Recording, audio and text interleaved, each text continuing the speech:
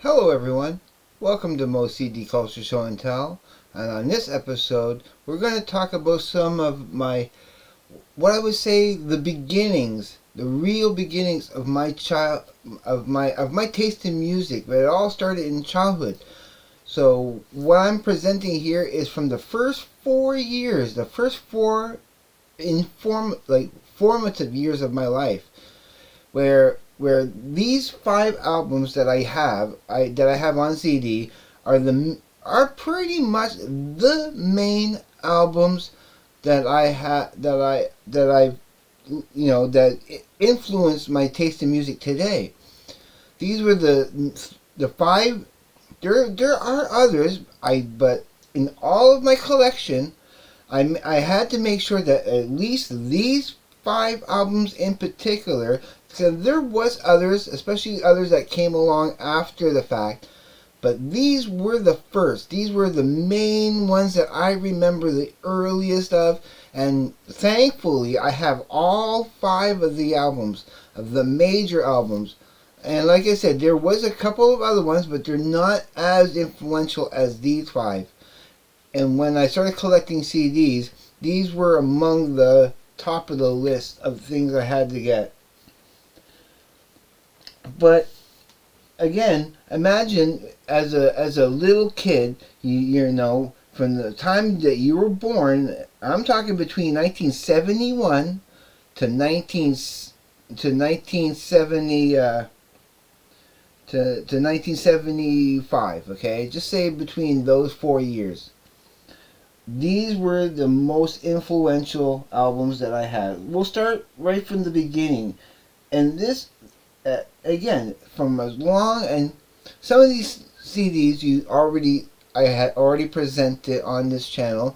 Some of these CDs I'll be presenting for the first time. I do have other CDs in that group or artist's repertoire, but I'm not going to be presenting it at this stage. I'm just presenting the 5 main albums of my childhood, the ones that is the most nostalgic, the ones that I had played for over a decade and still kind of remember every skip and crackle and pop when you played the record event, over and over and over and over again. So in these 5, we had them, and we played we played them to beyond recognition. They were they got destroyed eventually. I'm talking LPs, so we had the LPs of them. But we'll start with the first one here, which I presented already a couple of times, the Electric Lucifer.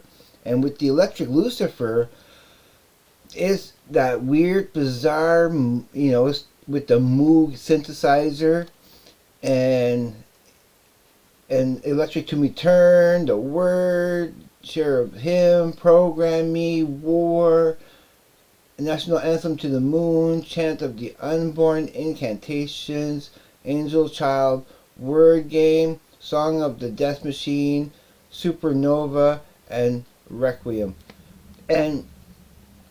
And those tracks, those 13 tracks, is so mesmerizing. I actually really enjoyed the whole album, but mainly it was the title, the first track, the first track being Electric to Me Turn. That gets you hooked, and it was such, this album more than anything was again, I would have it's the album that I never thought in a million years that I would ever see on CD. It was only in 2014 that I became aware of this, that this was available on CD. And this was from it was originally recorded it was released in 1970. It was recorded between 1968 to 1969 and released in 1970. And as far as long as I can remember, from the time that I was a little bitty baby, this album was in our in our periphery, and yeah, this was a major influence. The second major influence, of course, and this is just as important, it became my favorite band. And it's when my, and I must have been, it was when this dropped, okay? So I don't have my magnifying glass. I don't know where it is, but I'm pretty sure this was like 1990, no, sorry, 1974, if I'm not mistaken. Yeah, it has to be 1974. Yeah. So yeah, it's Kiss Kiss, the original, first album they released. And I remember when my uncle Frankie brought that home and put that on the turntable for the first time. And I remember I had a nice little, I was a little baby. It was really my parents, but I thought it was mine. I had these little 45 records. One of them was this, how much is that doggy in the window? Woof, woof. The one with the shaggy tail. Well, you outgrow that pretty darn fast, when stuff like this or the Electric Lucifer, is when you become aware of that's just like, it's hypnotic. And especially when you get to the last track of Black Diamond and the way that the decreasing tempo of the boom, boom, and just gets slower and slower and deeper, and and you're like, you understand somehow, even at the youngest age, the earliest of my memories, how important this was, growing up. This was again, it became my favorite band, but especially it was something I loved, but I didn't have a favorite band at the time. It's not until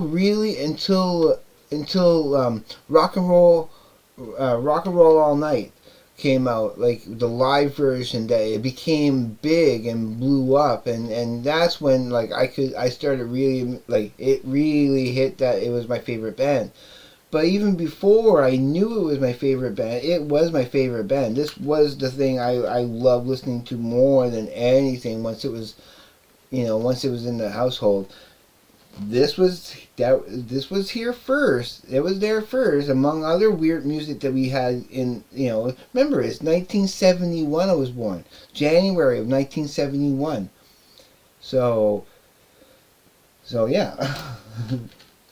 and then this, yeah, it's influential. It was influential.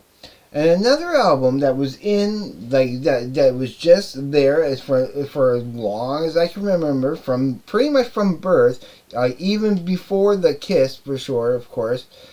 And I always loved the melodies and the way it was the Cat Stevens, the T for the Tillerman, having that LP in our family, because it was a completely different side.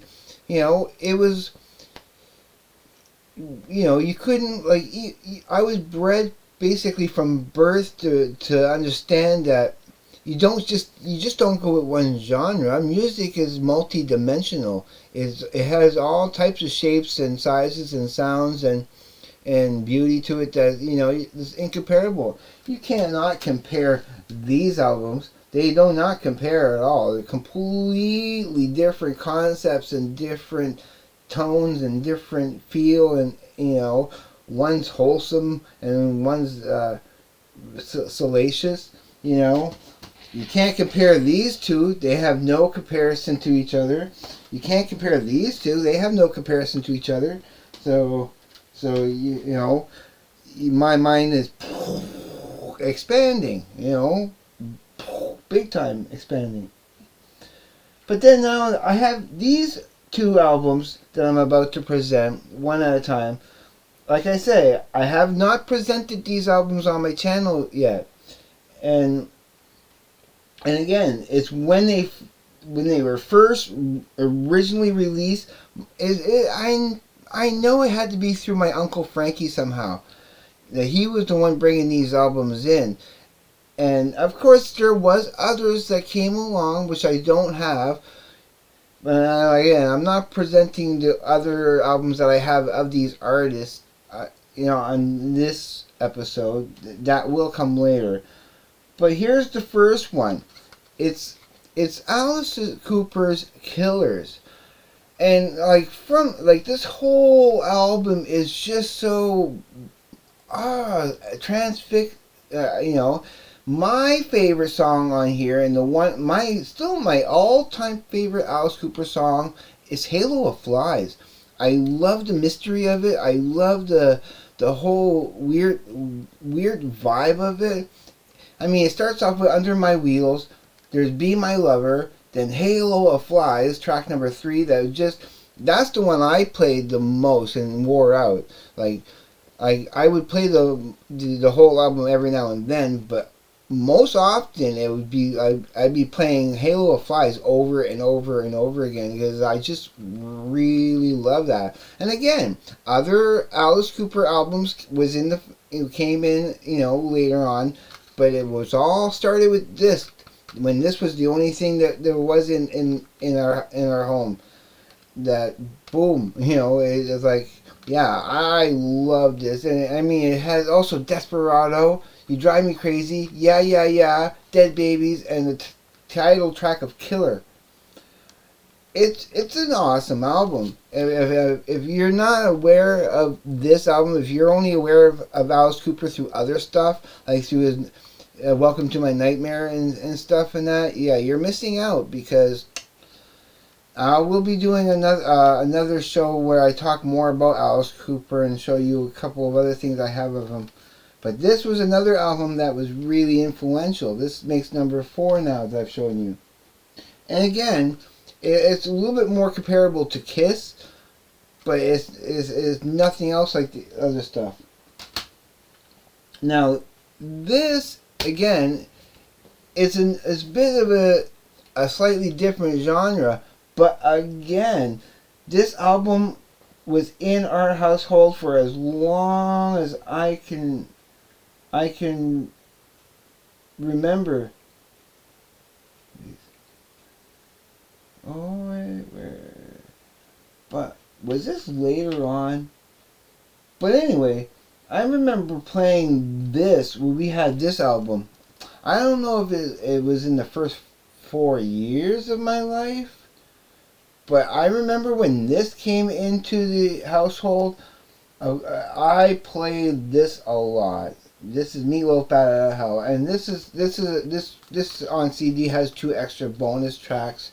It has like an intro to a live intro that blends into a live version of "Bat Out of Hell."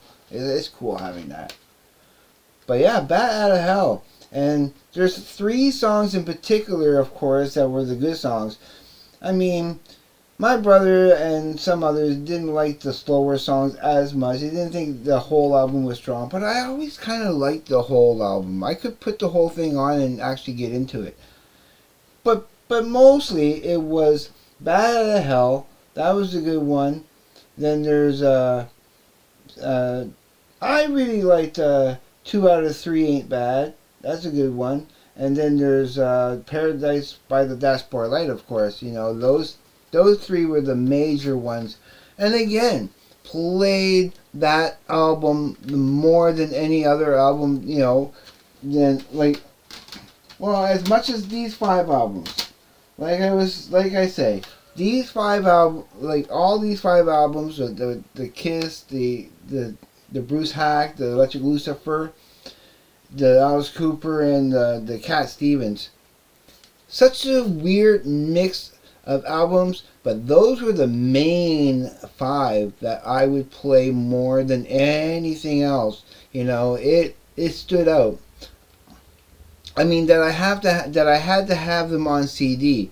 And now I look through all my CDs and I can't find anything else from that era that I have that has as much meaning as these albums did, you know. And that I can't even really think of. I mean, there is a couple of compilation albums that we had too, that I that I can't find any trace of that whatsoever anywhere. So, but these ones, yeah, these ones are the ones that has stood out as being the main ones that we had in our family and really influenced my taste in music to expand, you know, to the Led Zeppelins, to the Black Sabbaths, to the then eventually to the Metallicas, and then to the and then to Tool. You know, it all led all this led to Tool. Basically,